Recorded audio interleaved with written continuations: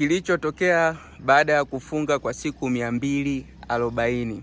Mwaka 2021 nilifeli kuweza kuhitimu degree yangu ambayo nilikuwa nachukua kwa miaka hiyo. Nikakata tamaa kabisa ya elimu, nirudi nyumbani. Nikaona maisha yanazidi kuwa magumu. Siku moja nilikuwa naenda kupiga mazoezi, kufanya mazoezi ya kuimba.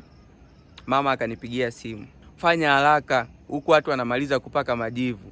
Kuna kitu kimoja kikaniingia kichwani, nikasema nenda kapake majivu na ufunge. Nikaahidi kwamba nitafunga mwaka mzima. Nilisema kabisa kwamba mimi nitastiki kwenye mziki tu, hamna mtu atakayeniambia nirudi chuo kwa sababu nishapoteza miaka 4. Siku moja nikashukia naitwa sebleni, mama kaniambia, kwa nini usirudi shuleni? Kitu cha kwanza ambacho kilitokea ambao ni nahisi na naamini kwamba ni manufaa ya kufunga ni kitendo cha kukubali kwa moyo ulionyooka kabisa kwamba mama, nakubali, narudi shule na nitasoma na nitafaulu.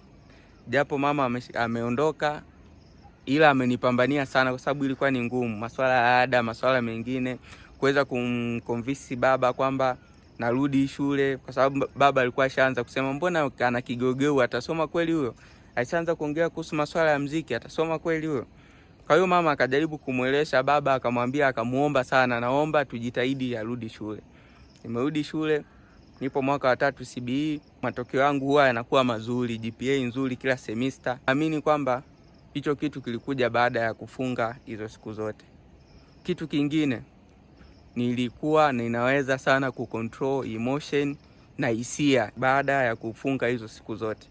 Nilikuwa nina uwezo wa kukutana na kitu kigumu nikakichukulia kawaida na nikaweza kukisolve, kwa sababu kitendo cha kukaa siku 240 bila kula, bila kunywa maji kwa muda wa masaa yasiyopungua 12 ni kitu kigumu sana kukifanya ndani ya siku hizo zote.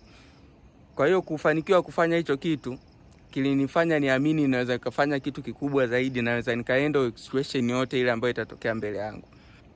Kitu kingine ni kuwa na afya. Nilikuwa naumwa sana, nakuwa nakaa muda kidogo naumwa, lakini baada ya kufunga hizo siku 240 nimekuwa ni mtu ambaye nipo strong sana. Sikumbuki mara mwisho kuumwa lini. Kwa nini hazijafika siku 360? Nilifunga siku 240, ilifikia hatua nikawa naona kila siku nasali, nafunga, naomba, kuna sauti tu ilikuwa inaniambia inatosha, fungua. Kuna moyo uliniambia fungua, sio lazima ufikishe mwaka mzima. Na marehemu mama aliniambia inatosha, kama ni maombi ulioweka Mungu amekusikia, fungua. Nikafungua moyo wangu, nikafungua na nikaamini kwamba mfungo wa siku 240 utakuja kunisaidia kwa namna yoyote. Na nahisi mpaka sasa hivi unanisaidia kupita hichi kipindi kigumu ambacho nimeondokewa na mama yangu, ambaye alikuwa akinipa nguvu, ambaye alikuwa akinisupport kwenye kila kitu ambacho ninakifanya.